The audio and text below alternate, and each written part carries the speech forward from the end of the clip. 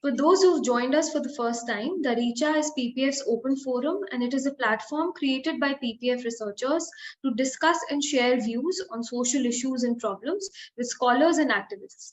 It invites academicians, grassroots activists, researchers, journalists, leaders, etc., interested in understanding through deliberation and dialogue the voices of diversity. We hope and believe that this platform will encourage important and constructive discussions on selected themes and processes between participants and the speakers at local and national levels. The topic for today's discussion is the Maintenance and Welfare of Parents and Senior Citizens Act 2007. There is an increase in the prevalence of elder abuse and difficulties in getting appropriate care and support. This has mandated legal measures to protect the rights of senior citizens and provide them care and support by the family and other stakeholders.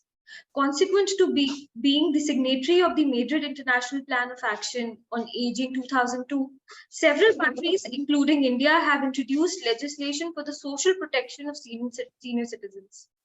The Maintenance and Welfare of Parents and Senior Citizens Act 2007 is an important legislation in India to safeguard the elderly from exploitation and abuse.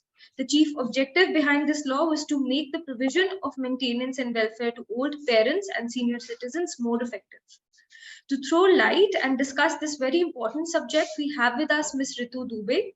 I'll take a moment to introduce her. Ms. Dubey is advocate at Supreme Court, Delhi High Court and District Courts. Ms. Dubey is a legal professional who graduated from Campus Law Center, founder and managing partner of RD and Associates, a law firm based at Delhi NCR, and founder of Nyabodh Foundation, a registered trust which provides pro bono services for unprivileged and marginalized sections of the society. She is empaneled with various corporate bodies and government organizations for providing legal opinion, case monitoring, drafting, etc., and also empaneled as an external member of the POSH committee with corporates for training on POSH quarterly, reviewing and resolving the issues related to POSH. On behalf of PPF, I welcome Ms. Dubey, and we all look forward to listen to your valuable views on the subject. I will just take a moment to inform the audience, especially those who have joined us online, to kindly share any questions or query in the chat box, or you can also use the raise your hand option and we'll address your questions, if any, after the presentation. With that, I would like to hand over the platform to Ms. Dubey. Over to you, ma'am. Thank you. Thank you, Manika, and thank you, Policy Perspective Organization, for inviting me on this today to discuss this very important act which are very much relevant for our senior citizens. I think I would also like to thank all the participants who are joining here, especially those who are our senior citizens who also joined this section. So before starting, first I would like to share something with you. कहते हैं जिस तरह हमारे माँ बाप हम सभी को बचपन में शहजादों की तरह रखते हैं, उसी तरह हम सभी का भी फर्ज बनता है कि हम बुढ़ापे में उनको बादशाहों की तरह रखें. ये if we go to the history, our parents are like a god for us, but now time has changed. Before going to the legal prospect, I would just like to discuss some moral issues also. Well, why government need to intervene in the safeguard and security of the parents and senior citizens? The reason behind it is only that nowadays, due to their busy schedule or more career-oriented environment, children, whether son or daughters, or relatives, or siblings, they are not able to take care of the elders. They are not able to give their sufficient time due to whatever reason. Due to that, our elders or senior citizens are feeling abandoned. In fact, inside their own home, self-abandoned. So, and this is not a case of any particular state. This is a case of whole India, it's a global cases. Because if you see the global data, senior citizens are increasing, the number of senior citizens are increasing.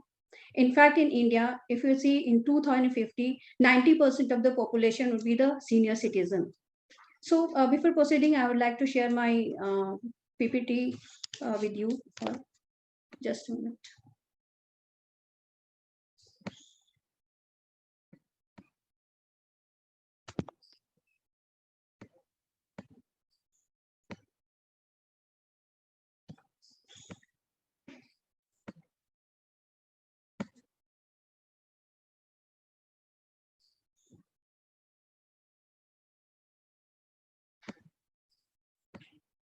I hope everybody is able to see the Yes, screen. ma'am. It's visible.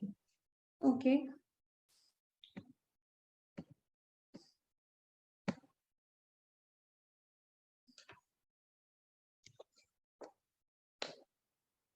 Before Maintenance and Welfare Parents of Senior Citizen Act 2007, we already have provisions in under Adoption Act, Maintenance and Adoption Act 1956, under Section 125 CRPC, where parents have the right to claim maintenance from their children. But the process and procedure were very lengthy. Decisions comes very late, and the elders were had to hire some advocates or lawyers, which were very difficult for them in that age. So relief was not granted under that particular acts. Both acts were not very fruitful for the senior citizens, especially because their maintenance under 125 was also for wife and children, including the parents. So it was not very much beneficial for the senior citizens particularly. So in 2007, government see the increasing data of senior citizens, and for their welfare and security, an act enacted for the welfare of the parents and senior citizens so that they can feel safe and secured emotionally, financially, socially, and self-dependent. Because there are so many government provisions where they have the provision where senior citizens can approach and like old age homes, care homes, where they can feel safe. So maintenance and welfare of parents and senior to maintenance under the what we are going to discuss today. Maintenance under Hindu Adoption Maintenance Act, which I have already told you. What are the objective of need of the Senior Citizen Act? Challenges and laws relating to the elderly in India. Definition of children and parents. Jurisdiction of procedure of law, transferring of property, reclaiming of the property, laws and punishment for non-compliance of orders under the Maintenance and Welfare Parents Act 2007.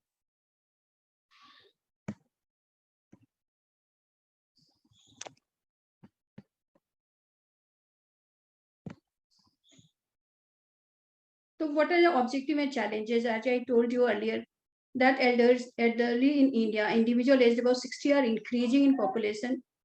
And as per the data, more than 90% population of the India would be elders in 2050. Some challenges faced by the elderly include a lack of physical infrastructure, companionship, mental health issues, lack of financial support in emergency. They also require social and emotional support, which they are not getting from friends, their spouses, children. And very important thing, crime against elderly, which is very much popular, particularly in Delhi. In Delhi or other metro cities, our senior citizens are not safe.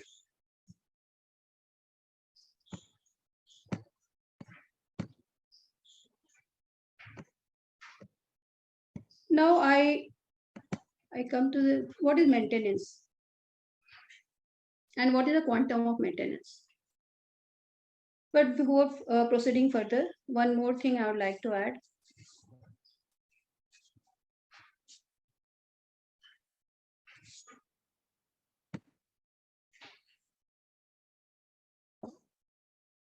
that in 2007, the Act of the 2007 was only for the children, biological parents. That means only your real son and daughters were responsible to maintain you. But government think that it was not sufficient for other elders. This was particularly for the parents only. So government has legislation has made certain changes, and amendment has made in 2019, wherein it has a very comprehensive perspective. Under comprehensive perspective, they added not only the biological parent, child and biological parents, adoptive child, adoptive parents, step child, step parents, relatives, daughter-in-law. Earlier, daughter-in-law was not included. Son and daughters were also there, but now daughter-in-law also has the responsibility in with her husband or in absence of her husband. She has to maintain their elders-in-laws. This is the primary responsibility of the daughter-in-law. So it was added in 2019 Amendment Act.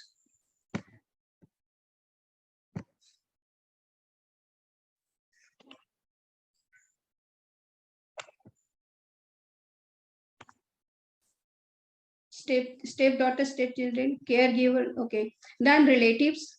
One more thing added, that anyone who are the legal heirs of that property of senior citizens. Legal heirs doesn't mean that they have the कि उनके पास property होनी ही चाहिए. अगर property नहीं भी है, there is a confusion regarding this particular word. Legal heirs not only means that they will take care or maintain their elders because they are getting something in return. Legal heirs means जो भी है उनके पास property नहीं भी है, if they are not going to inherit anything, still they come under the definition of legal heir and they have the responsibility to maintain their parents and elders or senior citizens.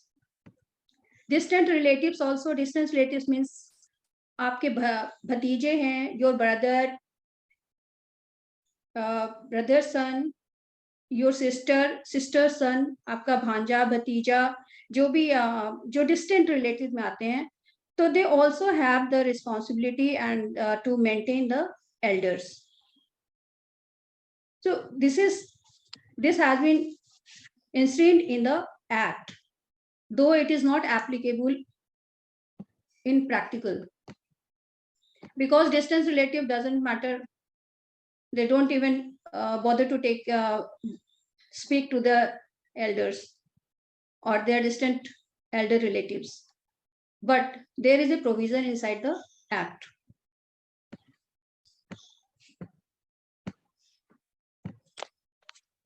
Now come to what is the maintenance.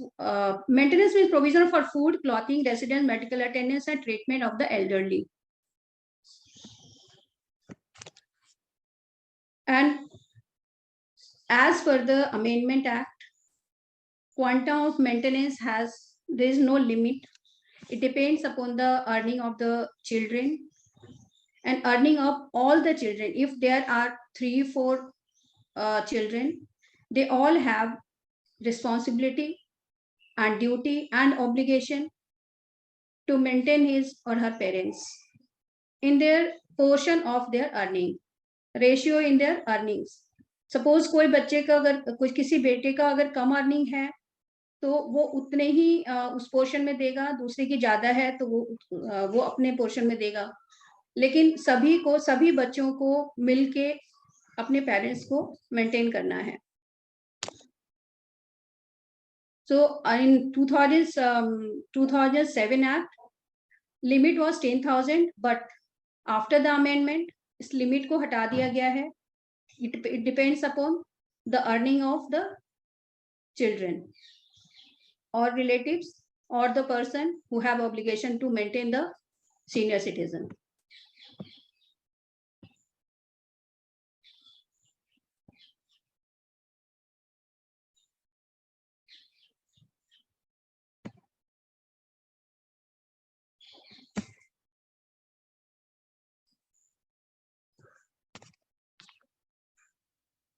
Definition of children parents, बच्चे कौन होते हैं? जैसे 2019 के amendment के बाद से जो डेफिनेशन आया, children include son, daughter, grandson, granddaughter, not included a minor, maintenance provision for foods, clothing. Minor इसमें नहीं आएंगे जो कि 18 ईयर से कम है, तो उनकी रिस्पॉन्सिबिलिटी नहीं बनती है। बट ऑल द चिल्ड्रेन और ग्रैंड चिल्ड्रेन और relatives or distant relatives who are age of more than 18 years and they have the earning, they have the obligation to maintain the senior citizen or their grandparents parents. Parents with father or mother, whether biological, adoptive, step father or step mother, as the case may, whether or not the father or mother is a senior citizen. So these definitions were added in 2019 Amendment Act.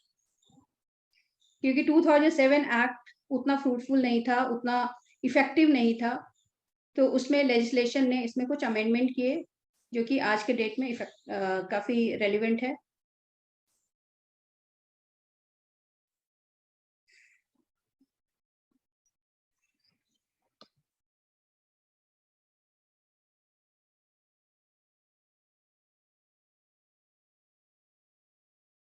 This is the rank based on the crime record in India, how it is increasing crime rate against the senior citizens. So it is a matter of concern, not for the state, for individual too.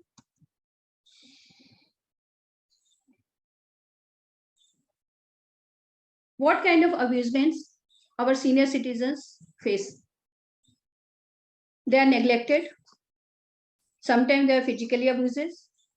They abandoned. कई cases हमारे पास ऐसे आते हैं जिसमें कि hospital के पास parents को लेके बोला जाता है कि चलो हॉस्पिटल दिखाने जा रहे हैं, हॉस्पिटल के बाहर छोड़ के भाग जाते हैं। तो उस केस में वो भी अगर एड्रेस देते हैं, कई बार एड्रेस से भी गायब हो जाते हैं। अभी लास्ट ही दिल्ली का ये केस है, मैं बता रही हूँ कि हमारे पास एक केस आया था जिसमें कि पुलिस थाने के बाहर एक बुजुर्ग को छोड़ के भाग गए।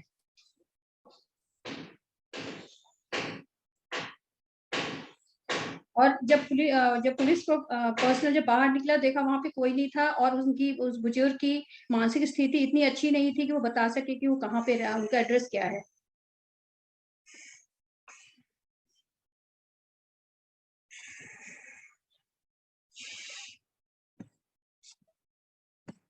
जब सारी उन्होंने पुलिस ने खोजने की बहुत कोशिश करी, जब नहीं मिले तब उनको एक ओल्ड एज होम में शिफ्ट कर दिया गया। तो इस तरह से भी अबैंडन हो जाते हैं। नाउ इमोशनल और साइकोलॉजिकल अब्यूज।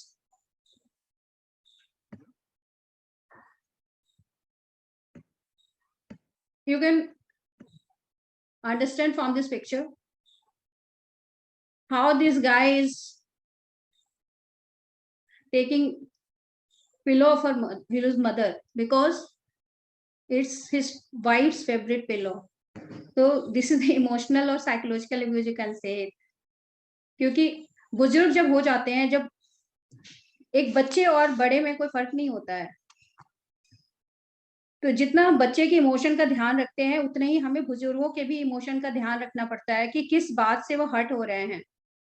जिस तरह से हम एक बच्चे को जब इमोशनली वो हर्ट होता है, हम उसको वापस उसको प्यार मोहब्बत से हम वापस मना लेते हैं, वैसे ही बुजुर्गों की भी नीड होती है, उनकी भी एक्सपेक्टेशंस होती हैं कि अगर उनका इमोशन या साइकोलॉजिकल कुछ हर्ट हुआ है तो उनको भी उनके बच्चे वापस उनके पास आए और प्यार मोहब्बत से, प्यार से बात करके उनको नॉर्मल करें और उनको रेस्पेक्ट दें। अगर नहीं होता है, ज्यादातर केसेस में नहीं हो रहा है जो आजकल के मैं सोसाइटी में देख रही हूँ। फाइनेंशियल एब्यूज,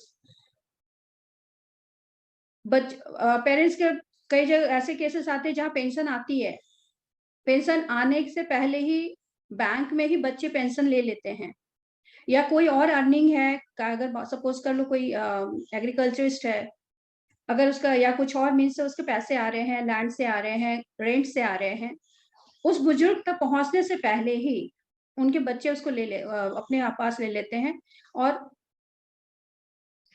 और अपने पेरेंट्स को ये बोल देते हैं कि ठीक है, आपको तो हम ही देखभाल कर रहे हैं ना, मैं देखभाल कर रहा हूँ, मेरी वाइफ कर रही है, तो आपको पैसे की क्या जरूरत है। पर सच्चाई तो यह है कि उस अपना खुद का अर्न किया हुआ पैसा अगर कोई ले ले और उसके बाद से एहसान दिखाए, तो इससे बड़ा इमोशनल और साइकोलॉजिकल अब्यूज क्या हो सकता है। तो फाइनेंशियली भी अब्यूज करके उनको इमोशनली वो डिप्राइव करते हैं। सेल्फ नेग्लेक्टेड, कई बार बुजुर्ग अपने आप ही खुद को नेग्लेक्ट कर लेते हैं due to the environment of the house home. तो आस पड़ोस में भी अगर हम काफी एग्जाम्पल्स ऐसे हैं जिनको आए दिन देखने को मिलता है। हमारे पास तो केसेस बहुत इस टाइप के मतलब काफी केसेस आते हैं जिसमें कि बुजुर्ग बहुत परेशान है अपने बच्चों से,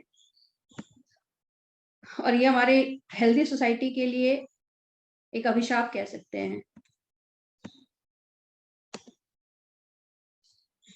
but now time has changed, all the elders are now aware about their rights.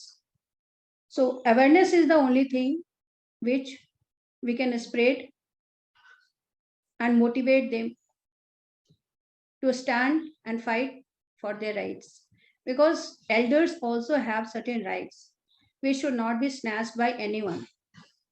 Our constitution has given them. They are also a living being, they are also a citizen of India. So all the rights a normal citizen have, they also have.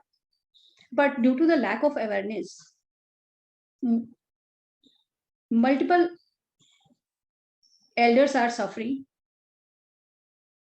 and facing the abusement in the hand of their children or relatives.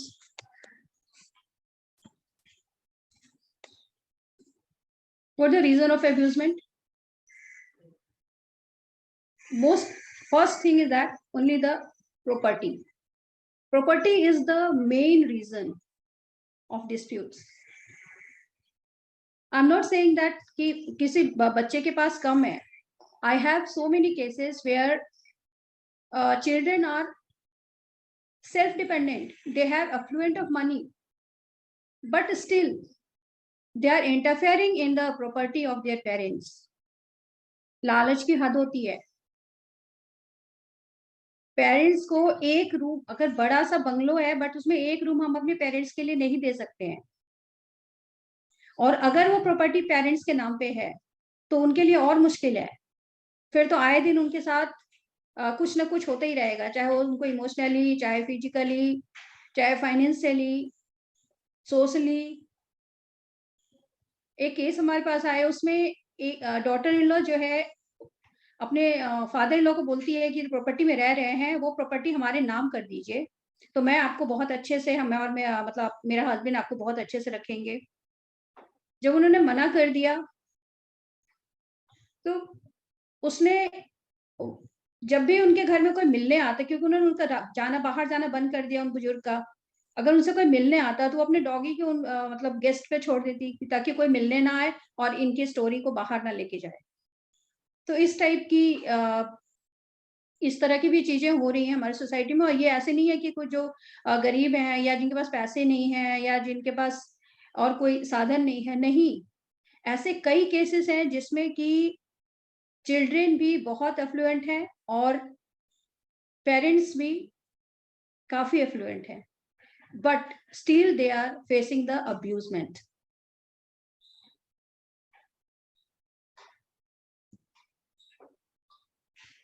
Now who can claim the maintenance? कौन कौन कर सकते हैं? Parents कर सकते हैं, grand parents कर सकते हैं, सीनियर सिटीजन कर सकते हैं.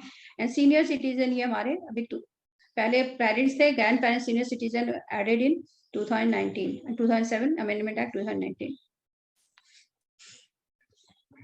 But there is a one condition कि मेंटेनेंस क्लेम वही कर सकते हैं जो कि अपने आप को मेंटेन नहीं कर सकते up through their own earning, through their own property.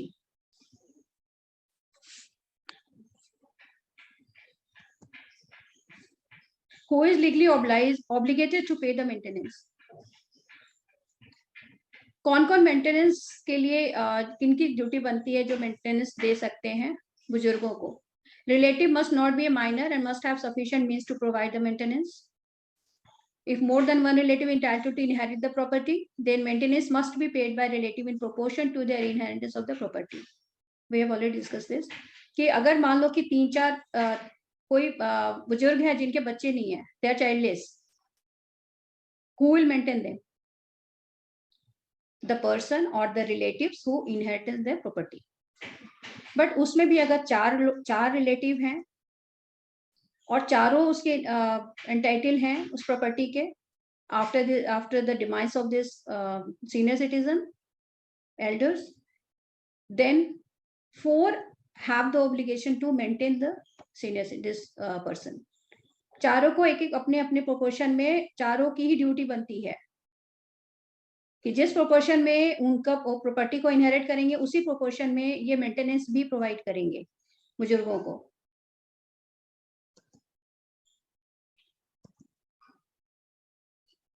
So what are the rights of senior citizens? They should have to know about that. Many senior citizens are unaware about their legal rights to reclaim the property, transfer to children. क्या होता है? Sometimes it happens that out of love and affection, senior citizens transfer their property to their children. ऐसे ही अभी एक 2022 में भी एक case आया है, Sudesh versus state of Maharashtra, I think.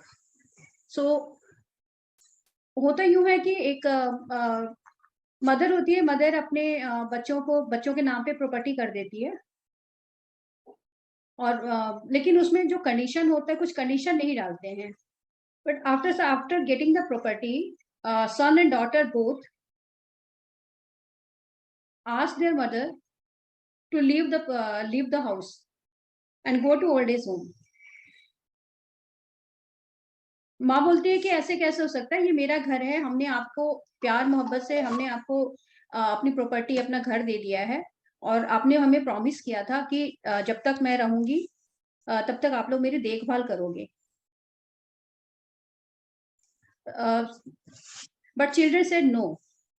अब हमारे पास बिल्कुल टाइम नहीं है और ना ही हमारे पास इतने रिसोर्सेस हैं कि आपके पूरे खर्चे हम उठा सकें और हमारी खुद की लाइफ है, हमारे खुद के बच्चे हैं, हमारी खुद की फैमिली है, तो अब हम आपको मेंटेन नहीं कर सकते हैं, तो आपको इस प्रॉपर्टी से जाना पड़ेगा. Mother file the suit in tribunal. Tribunal ने मदर के फेवर में जजमेंट दिया कि नहीं, घर चूंकि मदर का था and out of love and affection she has transfer that property, so the children are obliged to maintain their mother. Then बच्चे जो हैं वो एपेलेट कोर्ट में करते हैं, हाई कोर्ट जाते हैं, हाई कोर्ट भी अपील करता है जजमेंट के, ट्राइब्यूनल के जजमेंट को, बोलता है नहीं, मदर को की देखभाल करना बच्चों की रिस्पॉन्सिबिलिटी है और वो घर मदर का है और मदर ने out of love and affection आपको दिया था, तो वो मदर को आप घर से नहीं निकाल सकते हैं. Then the children went to supreme court. अब इसमें एक सुप्रीम कोर्ट की आप समझने वाली बात है, इसमें आप ध्यान दीजिएगा कि जो भी सीनियर सिटीजन है, please try to understand, listen carefully, कि ज्यादातर केसेस में यही होता है कि हम लव एंड अफेक्शन में अपनी प्रॉपर्टी को, अपने बैंक बैलेंस को, अपने बाकी जितने भी अर्निंग है, हम लोग अपने बच्चों के नाम कर देते हैं. बट जब हम ट्रांसफर करते हैं या गिफ्ट डीड बनाते हैं तो उसमें क्लॉज नहीं लिखते हैं, कंडीशन नहीं लिखते हैं.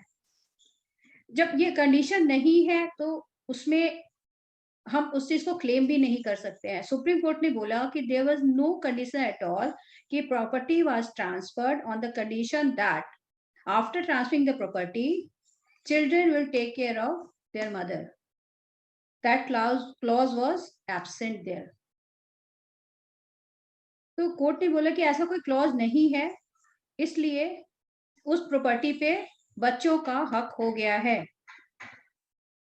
लेकिन being a senior citizen, mother को भी यहाँ पे एक रूम में रहने को, पूरी प्रॉपर्टी का नहीं बट उनको भी वहां पे एक छोटी सी जगह रहने के लिए दे सकते हैं. तो ये गलती नहीं करें. अगर जब भी गिफ्ट डेट बनाया जाए, जब भी, क्योंकि सभी को ट्रांसफर करना, गिफ्ट डेट बनाइए या कोई रिलीज डेट बनाइए, तो उसमें एक कंडीशन जरूर होना चाहिए और वो रिटर्न में होना चाहिए कि हम ये प्रॉपर्टी इसलिए मैं अपने बच्चों के नाम, रिलेटिव्स के नाम या किसी फ्रेंड के नाम, अगर आप कोई रिलेटिव नहीं है, चिल्ड्रन नहीं है, तो कोई दोस्त जो कि टेक केयर कर सकता है, जिस पे आपको भरोसा है कि हमारी प्रॉपर्टी लेने के बाद वो आपके जब तक आप जिंदा हो तब तक आपकी देखभाल करेगा, तो उस केस में भी कंडीशन उसमें लगाना बहुत जरूरी है।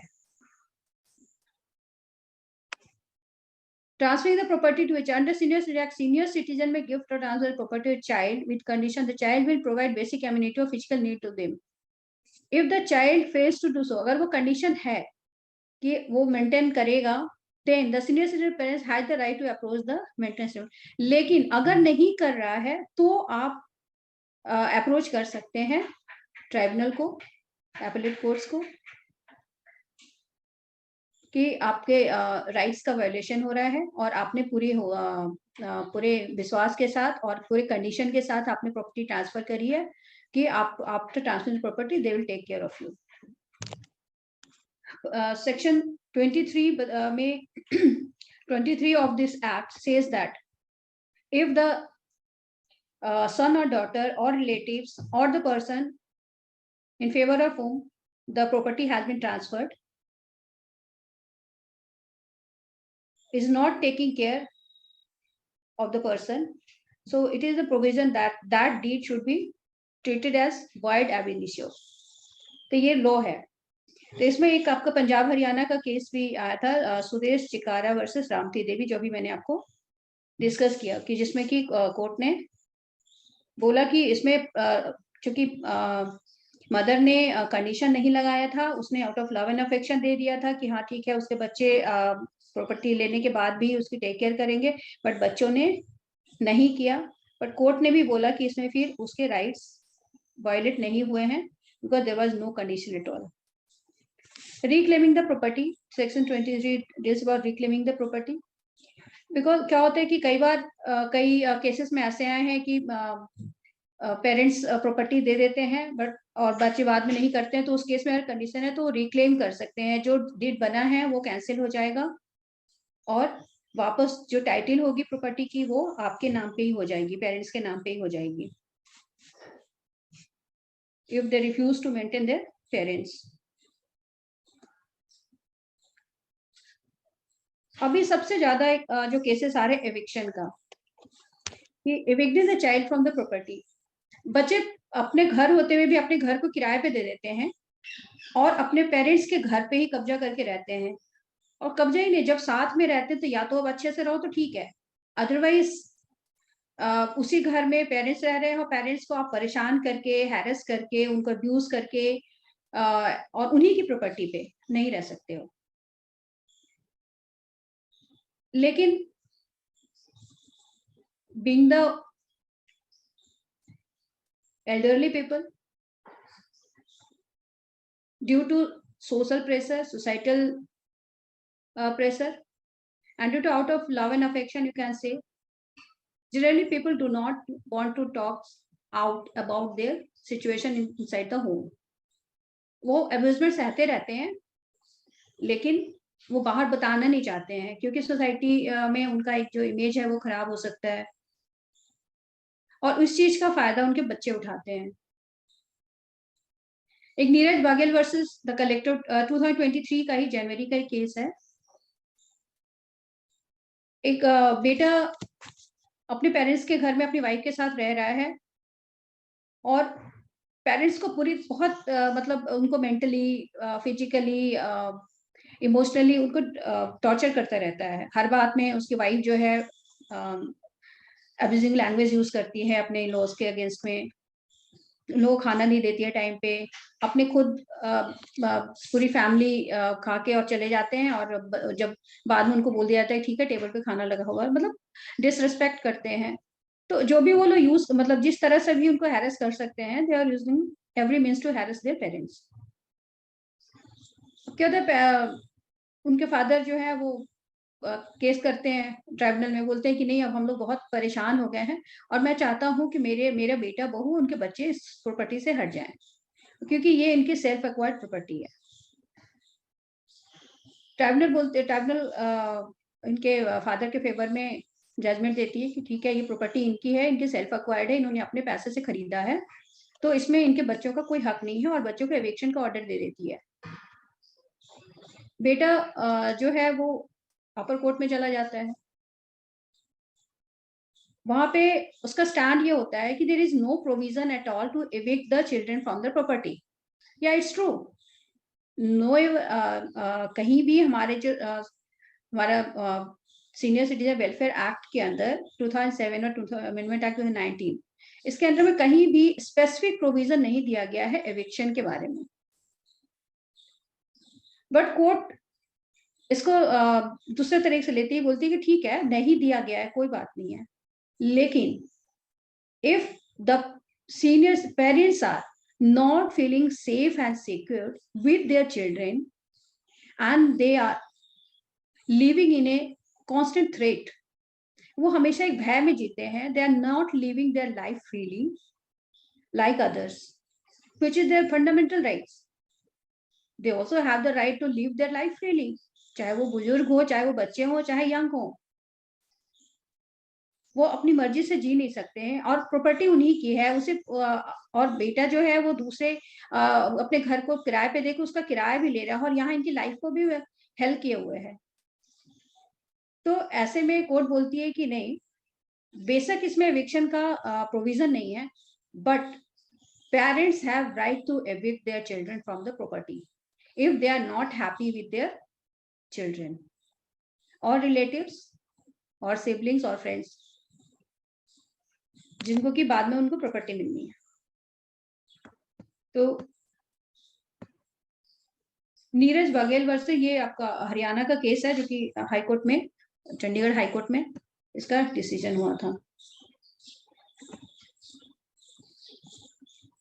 Mamta Sharma additional deputy commissioner का मेंटेनेंस, एक ये भी हरियाणा का ही आपका केस है हाई कोर्ट का, जिसमें कि इसमें भी जो डॉटर इन लॉ है after demise of her husband, उसका था कि वो पूरी प्रॉपर्टी उसके नाम पे हो जाए और जो उनके इन लॉज हैं वो वहां से चले जाएं।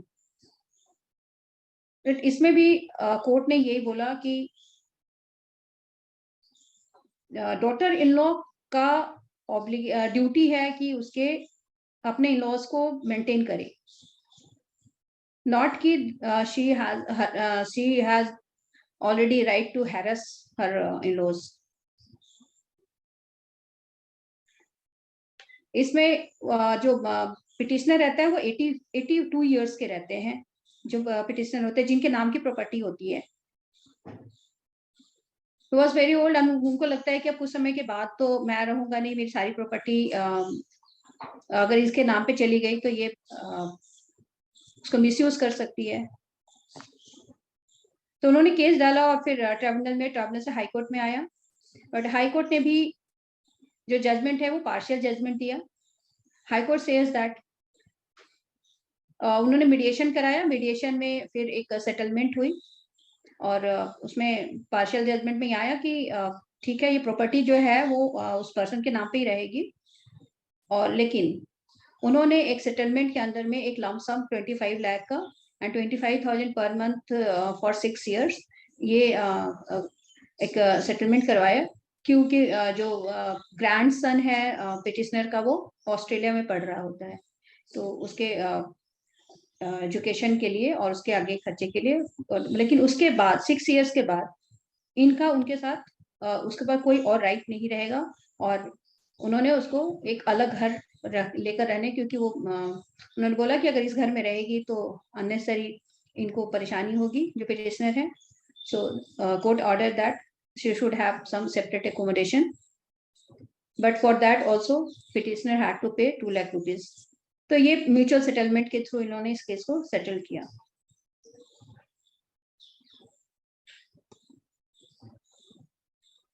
Now come to the jurisdiction and the procedure. Suppose कि कोई अगर ऐसा केस आ जाता है कि किसी बुजुर्ग के बच्चे जो हैं उनको घर से निकाल देते हैं, ठीक है, या परेशान कर रहे हैं या मेंटेनेंस नहीं दे रहे हैं, उनको मेंटेन नहीं कर रहे हैं, उनके रख रखाव का ख्याल नहीं रख रहे हैं और उनको हैरेस कर रहे हैं, उनको परेशान कर रहे हैं, अब्यूज कर रहे हैं, तो उस केस में कैसे रहे, कहाँ जाए, कैसे करें? तो देयर आर सम प्रोविजंस। तो प्रोसीजर दैट सेक्शन 5 के अंदर हमारे जो एक्ट है वो कहता है कि सेक्शन 5 के अंदर आप ट्राइब्यूनल में अपने केस को दे सकते हैं, और इसमें जरूरी नहीं है कि वो बुजुर्ग जाएं। अगर बुजुर्ग के फ्रेंड है वो भी कर सकते हैं उनके बिहाफ पे। अगर बुजुर्ग किसी ऑर्गेनाइजेशन से अटैच्ड है तो वो ऑर्गेनाइजेशन को भी ऑथराइज कर सकते हैं कि उनके बिहाफ पे वो ट्राइब्यूनल में केस फाइल कर सकते हैं। where they can file their case earlier in 2007 act, petitioner can file the case at the place where the respondent resides, but इसमें जहाँ की जिनके अगेंस्ट में केस हो रहा है वो रहते थे वहां करना होता था, but now things have been changed. अब है कि जहाँ पे वो बुजुर्ग रहते हैं या जहाँ लास्ट रह चुके हैं, where he resides at present और लास्ट रिसाइडेड, तो वहां से वो कर सकते हैं। और सेकेंड है वेयर चिल्ड्रन और रिलेटिव्स रिसाइड्स, या जहाँ पे बच्चे रह सकते हैं, बच्चे रहते हैं या रिलेटिव्स उनके जिनको की प्रॉपर्टी इनके बाद मिलनी है और जिनकी ड्यूटी है इनको मेंटेन करना, अगर वो रिलेटिव्स जहाँ रहते हैं उस जगह से पे भी ट्राइब्यूनल में केस कर सकते हैं। अब जब एप्लीकेशन देने के बाद क्या होता है, on receipt of the application section 5 tribunal shall issue a process for procuring the presence of children और relative against whom the application is filed. फिर उसके बाद से सेक्शन 5 के अंदर जब एप्लीकेशन आती है तो चिल्ड्रन को नोटिस होता है, जो भी बच्चे हैं जो रिलेटिव्स है जिनके अगेंस्ट में केस हुआ है उनको नोटिस जाता है। नोटिस के बाद बच्चे आते हैं, फिर एक मीडिएशन होता है। मीडिएशन के बाद इंक्वायरी होती है कि एक्चुअल सिचुएशन क्या है, रियल फैक्ट क्या है, इसके लिए इंक्वायरी होती है। और अगर इंक्वायरी में आता है निकल के कि हाँ जो भी उसमें एप्लीकेशन में जो बातें कही गई हैं वो सही है, तो उस बेसिस पे फिर ट्राइब्यूनल केस डिसाइड करता है। अगर बच्चे नहीं, अगर 2-3 नोटिस के बाद भी अगर बच्चे नहीं आते या जो भी जिनके अगेंस्ट में केस हुआ है, if they are not respondents are not coming to the court, then tribunal has a power to pass the order ex party. उनके एब्सेंस में भी वो पिटिशनर के फेवर में ऑर्डर पास कर सकती है।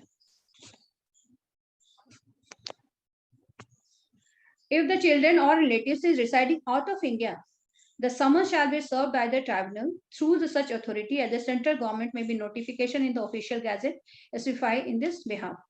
अगर आउट ऑफ कंट्री है तो उसके लिए प्रोविजन है कि सेंट्रल गवर्नमेंट अपना नोटिफाई करती है, उस बेसिस पे फिर उनको समन भेजा जाता है। Tribunal before hearing in application under section 5 में refer the same to a consultation officer, what I told you earlier, and such consultation officer shall submit his findings within 1 month, and if an amicable settlement has been arrived at, the tribunal shall pass an order to that effect. तो 1 महीने का time finding consultation officer को finding की दी जाती है कि 1 month के अंदर ही has to submit the report, and on the basis of that report tribunal take the decision और pass the order. Now what is the time limit to pass the order, and what is the time limit to decide the case? It's very important.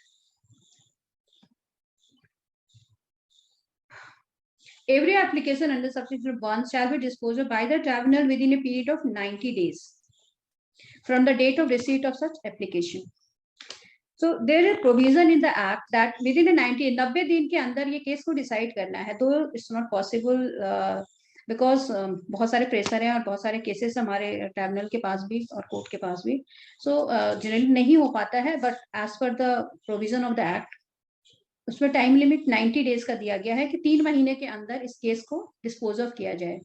और उस dispose of के दौरान भी अगर parents या जो भी पिटिशनर हैं जिन जो रिलीफ मांग रहे हैं, अगर वो बोलते हैं कि उनके पास पेंडिंग के दौरान उनके पास कोई भी सहायता नहीं है उनके पास जिससे कि वो अपना भरण पोषण कर सके या अपने आप को मेंटेन कर सके, तो उस केस में भी इंटरिम मेंटेनेंस का भी प्रावधान है कि जब तक केस डिस्पोज ऑफ नहीं होता है, जब तक केस पेंडिंग है, इसका फाइनल डिसीजन नहीं आता है, तब तक ट्राइब्यूनल ऑर्डर कर सकती है बच्चों को, जो भी उनके चिल्ड्रन हैं या रिलेटिव्स हैं, कि during the pendency of the case एक स्टिपुलेटेड अमाउंट आपको देना है ताकि वो अपना जो बेसिक एम्यूनिटीज है, बेसिक नीड्स है, उसको फुलफिल कर सके, जो एल्डर्स पेपर में।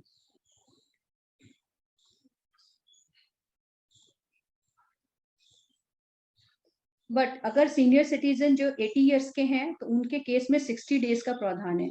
अगर 80 साल के हैं तो सुपर एज माने जाते हैं, तो उस केस में 60 डेज का प्रावधान है कि 60 दिन के अंदर ही केस में फाइनल डिसीजन आना है।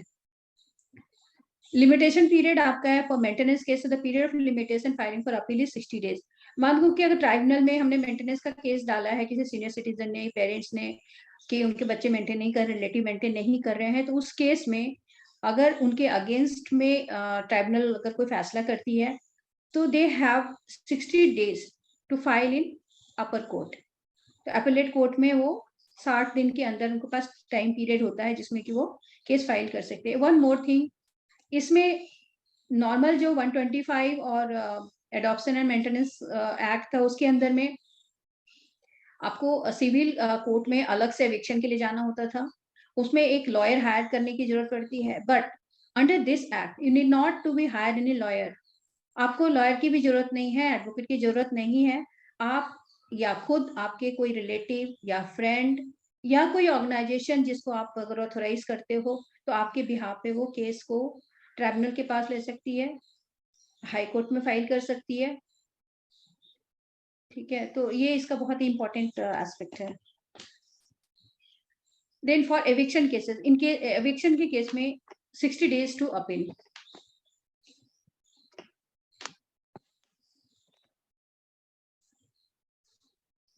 अब आता है कि अगर सपोज कर लो कि ट्राइब्यूनल ने हमारे फेवर में केस, बुजुर्ग के फेवर में डिसीजन दे दिया है, और उनका ऑर्डर में कि ठीक है बच्चे मिलके उस बुजुर्ग को मेंटेन करेंगे, अपने पेरेंट्स को, एल्डर पेरेंट्स को मेंटेन करेंगे as per their earning, but the children are not abiding by that order.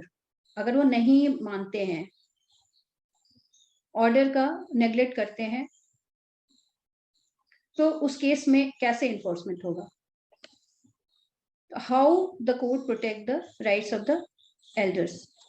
So in that case, there is a provision that if the children are not obeying the court order, then for every default, जितने महीने का default है उतने महीने की 1 महीने की सजा होगी।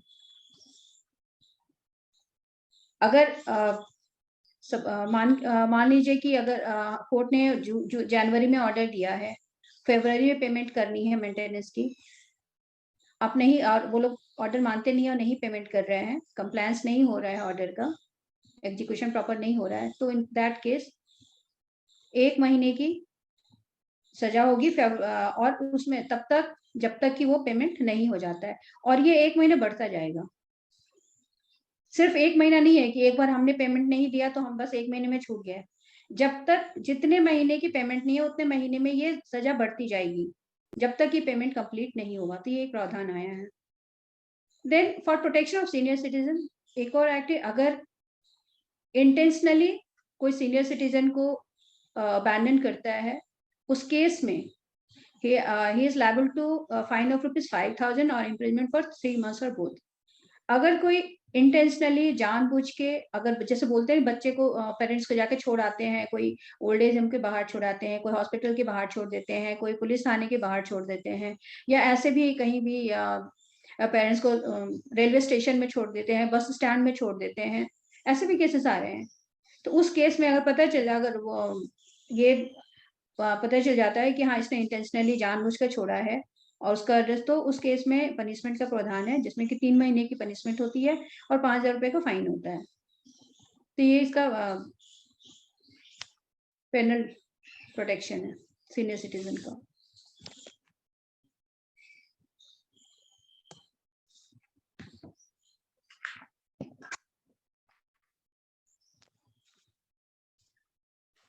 Punishment, what we talked earlier.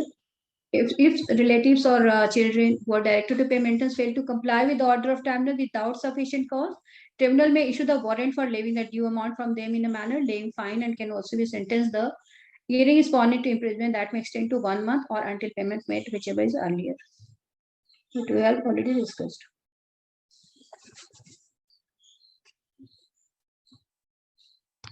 Now एक और केस हमारे पास अभी काफी हाईलाइट हुआ था 2020 में कि एक 70 साल की औरत, उसको उसकी डॉटर इन लॉ ने टॉयलेट में बंद करके रखा।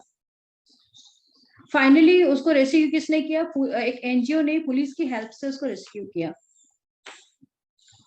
ये 2020 का केस है। टॉयलेट में मतलब उसको बताओ मतलब इतना इनह्यूमन कोई कैसे हो सकता है? But this is a true story and it happens in our society. So elder protection and safeguard of elders are very, very important. And this is the call of the day. This was a very horrific news. How one can lock a old woman in his toilet for 2 years? This is only marks one of many cases of elder abuse in India. और ये हो रहा है, हमारे आसपास भी हो रहा है, इस टाइप की स्टोरीज आ रही हैं।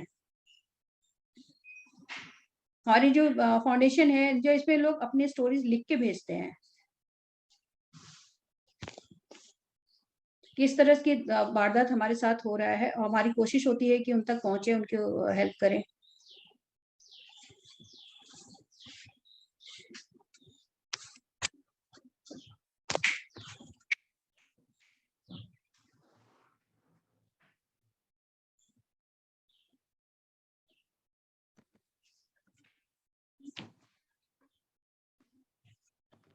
One more case, Namdev.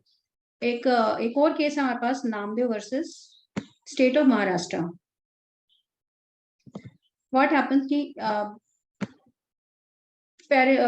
father was government employee who was retired from a senior position of government office. He bought a house in Mumbai in 2009. Yes, in 2009. और उसने अपने 3 कमरों को अपने कुछ नॉट 3 कमरों, कुछ कमरों को उसने अपने बेटे और बहू को दे दिया कि ठीक है, हम लोग ज्वाइंट फैमिली में रहेंगे। और कुछ समय तक तो सब ठीक चला। अब उसके बाद से उनकी वाइफ की डेथ हो जाती है और वो भी थोड़े से वीक हो जाते हैं। देन उनकी जो डॉटर इन लॉ है वो बोलती है कि नहीं, अब हम आपका टेक केयर नहीं कर सकते हैं, और ये जो घर है वो आप हमारे नाम से कर दीजिए, और आपको हम एक ओल्ड एज होम में आपका पूरा अरेंजमेंट कर सकते हैं। वो बोलते हैं कि नहीं, अभी मैं नहीं कर सकता, क्योंकि मेरा भी बाईपास सर्जरी होना है और मुझे हार्ट की प्रॉब्लम है, और उनके 2 बच्चे होते हैं। बट ये लोग इतना ज्यादा उनको परेशान करते हैं और उनको घर से बाहर निकाल देते हैं, और फाइनली उनको अपने एक दूसरे बेटे के पास जाके रहना पड़ता है। और दूसरे बेटे को भी वो जो ये बेटे बहू हैं वो काफी मतलब थ्रेटिंग करते हैं कि आप अपने यहाँ भी रखोगे या करो तो मैं आपको भी नुकसान पहुंचाऊंगा। जब ये बहुत त्रस्त हो जाते हैं तो फिर then he approach the tribunal. वहां पे file the case and notice send to the younger son and his wife. They came to the court and उनका स्टैंड क्या होता है? My father is not weak. He is telling lie. He has manipulated the government fund, and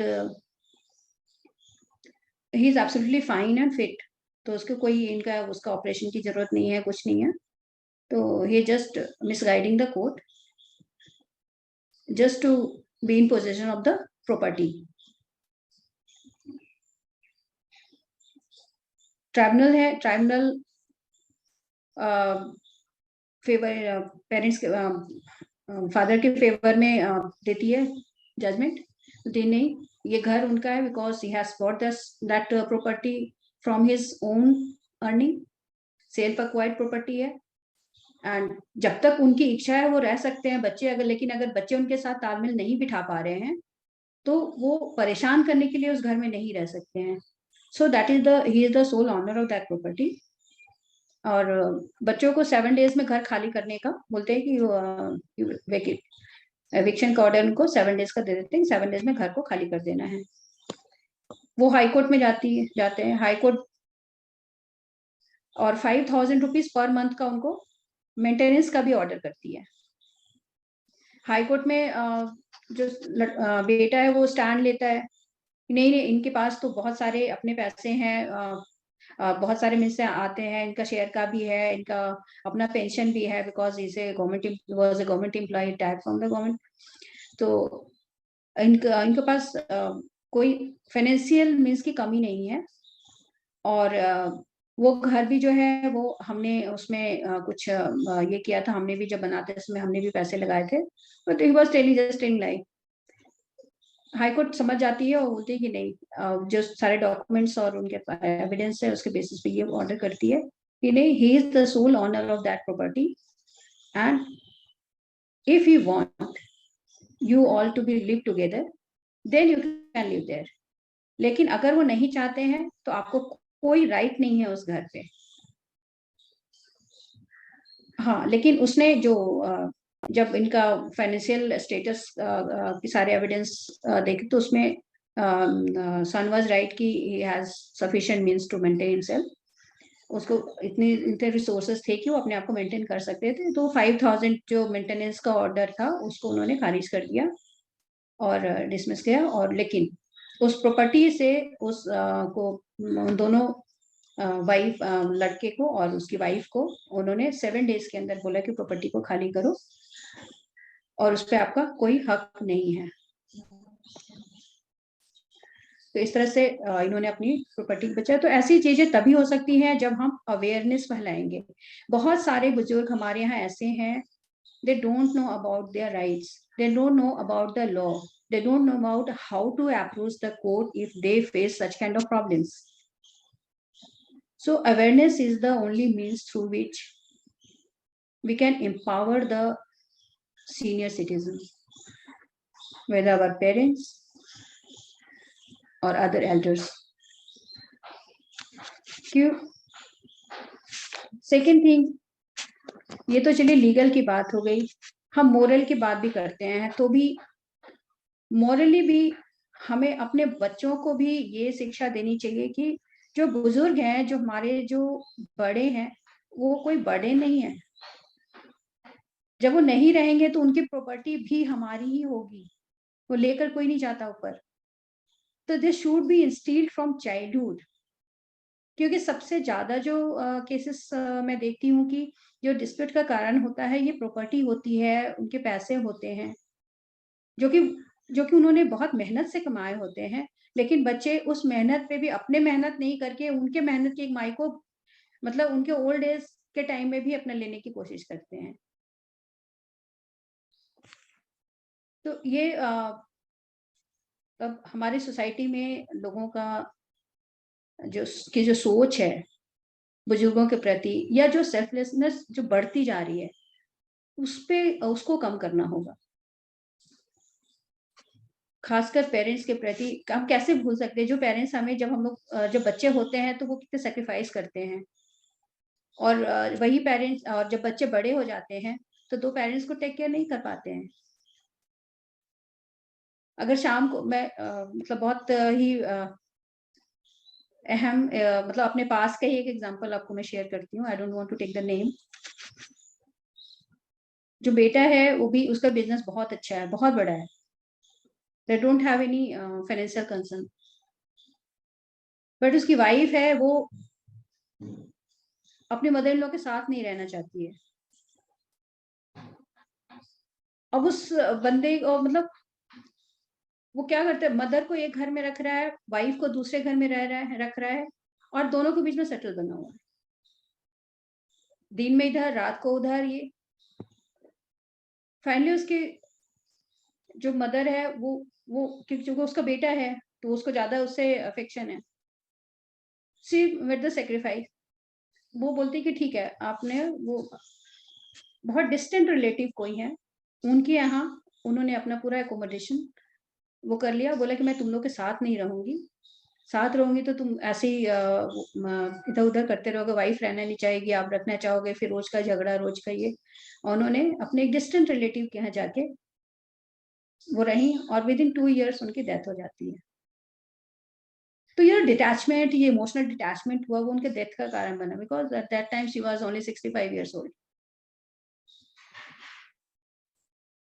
तो ये चीजें हमें मतलब हर किसी के घर में, हर किसी के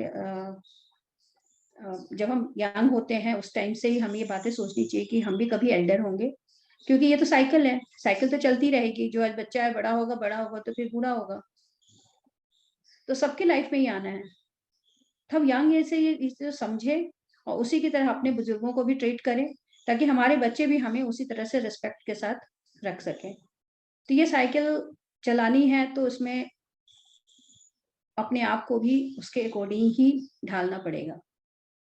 तो ये मोरालिटी कहीं से आती नहीं है, हमारे अंदर से ही होती है, और इसको हमें अपने बच्चों में भी देना चाहिए कि बच्चे छोटे होते तभी से सीखते हैं, ताकि आने वाले समाज में जो परेशानियां अभी हो रही है उससे और अच्छी हो सके। ये ना हो कि और ओल्ड एज होम बने और केयर होम बने, और ये तो बढ़ती जाएंगी, उसको हमें रोकना है। घर में ही अगर बुजुर्ग को प्रॉपर रिस्पेक्ट, प्रॉपर प्यार, प्रॉपर केयर मिले, मैं ये नहीं कहती आज के टाइम बहुत टफ है, पता है, बट उसी टफ टाइम में भी हम एटलीस्ट घर में अरेंजमेंट तो कर सकते हैं, अपने बिहेवियर पे तो कंट्रोल कर सकते हैं ना। तो अपने बिहेवियर पे, अपनी सोच पे, दूसरे के प्रति केयर पे, चाहे वो इन-लॉज हो, चाहे वो हमारे अपने खुद के पेरेंट्स हो, ये सबकी मेरे ख्याल से मेल फीमेल मतलब जो भी हैं, बेटे हैं बेटियां हैं, सभी की रिस्पॉन्सिबिलिटी बनती है, सभी की ड्यूटी बनती है कि अपने इन-लॉज को, अपने पेरेंट्स को टेक केयर करें। एटलीस्ट वो करने से उनके जो आने वाली जो पीढ़ी होगी वो कुछ तो सीखेगी, जो कि बाद में इनके साथ भी वही चीज ना हो, क्योंकि हमेशा हिस्ट्री जो होती है हमेशा रिपीट होती है। तो you have to stop repeating the history, ये मोरालिटी की बात है। अदरवाइज बाकी हमारे जो स्टेट की तो रिस्पॉन्सिबिलिटी है ही, स्टेट जो अपना करना चाहता है वो कर रही है, बच्चे भी अपने अनुसार जो उनको सुटेबल लगता है, उनकी लाइफस्टाइल के साथ मैच करता है, उसके अकॉर्डिंग वो कर रहे हैं, पेरेंट्स को रख रहे हैं, या पेरेंट्स की भी अपनी इंडिपेंडेंस होती है, उनके एल्डर्स की भी अपनी इंडिपेंडेंस, क्योंकि उनका भी लाइफस्टाइल डिफरेंट हो चुका होता है।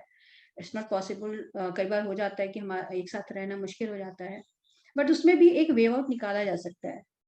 तो हमें फिर ऐसे लॉ की या ऐसे एक्ट की जरूरत ही नहीं पड़ेगी। ये सिर्फ जो पेरेंट्स हैं, एल्डर्स हैं, वो सिर्फ स्टेट की रिस्पॉन्सिबिलिटी नहीं है, वो अपने बच्चों की भी रिस्पॉन्सिबिलिटी है। इसी को ध्यान में रखते हुए आज मैं सेशन को क्लोज करती हूँ। आई होप आप लोगों को अच्छा लगा होगा और बातें रेलिवेंट लगी होगी। Thank you, ma'am. Thank you very much for a very informative and enlightening presentation.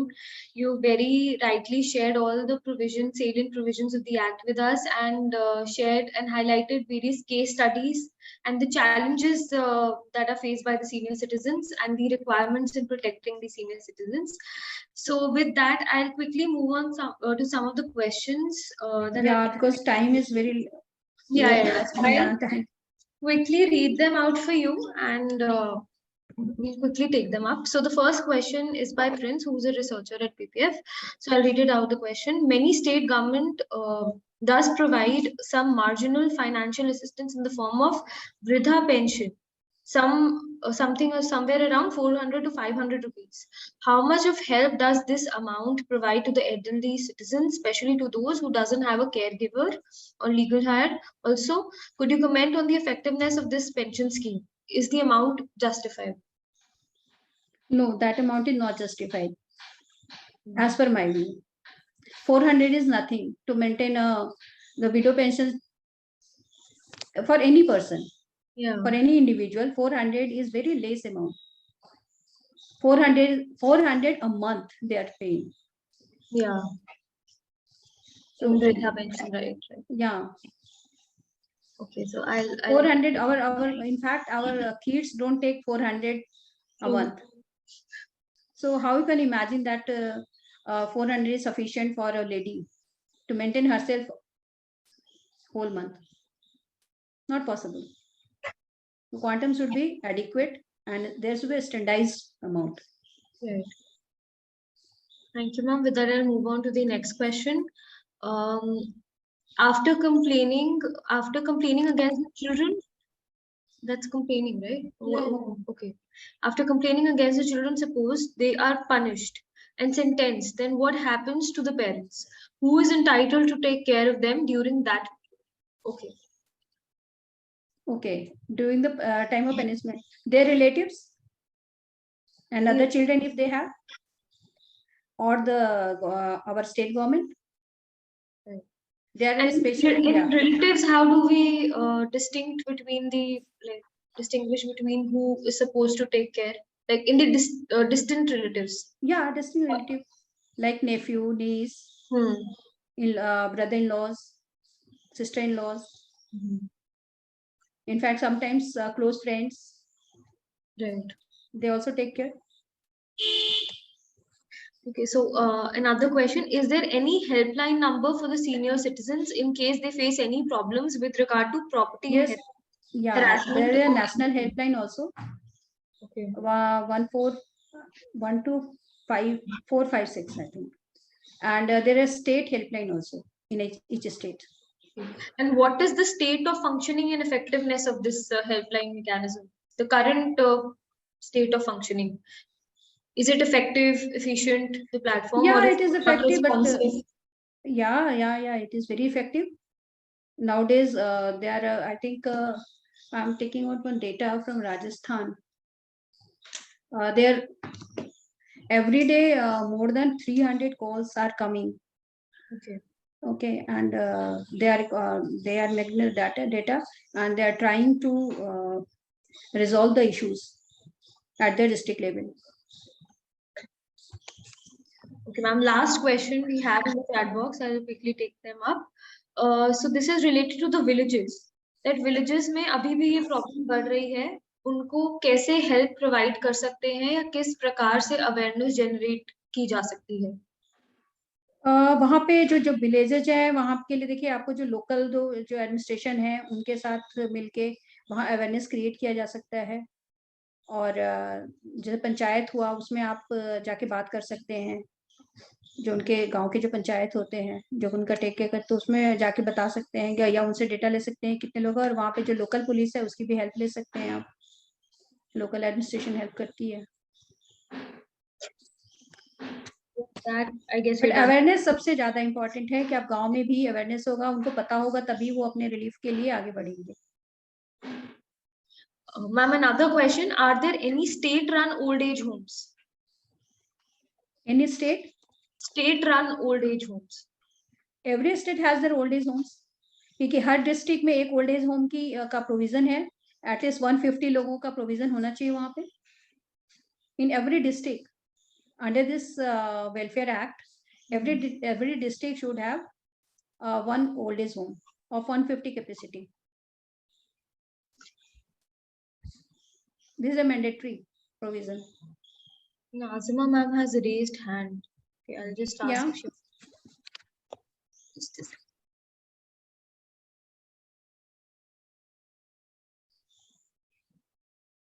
Hello, Najma Ritu wants ma'am. to. Yeah, Najma. Yeah, want to can you ask hear something? Can you Hello? hear me? Yeah, Can yeah, you yeah. hear me?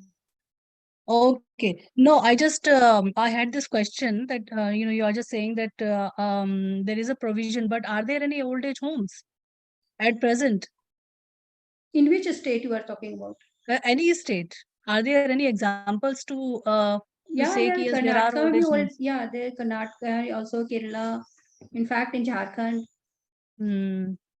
The there are southern old age states homes. have always been very, forthcoming in terms of whenever it comes to providing care. But what about North Indian states? Is there any example? Uh, I think in Lucknow also there is a old age home. Acha. Yeah. Hmm. Okay. Okay. One other question that I wanted to ask, that there is we rely too much on law and there is a need of law as well. है So, but say for example, if elderly parents, they go to the, court and then there is a settlement made for the maintenance and everything.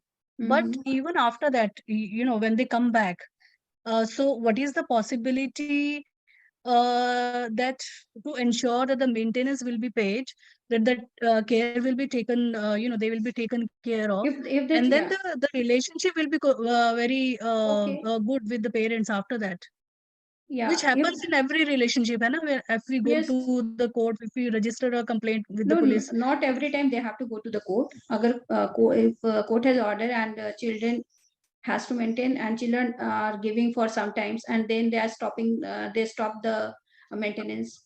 Then again they have to file the application Okay. to enforcement of that order.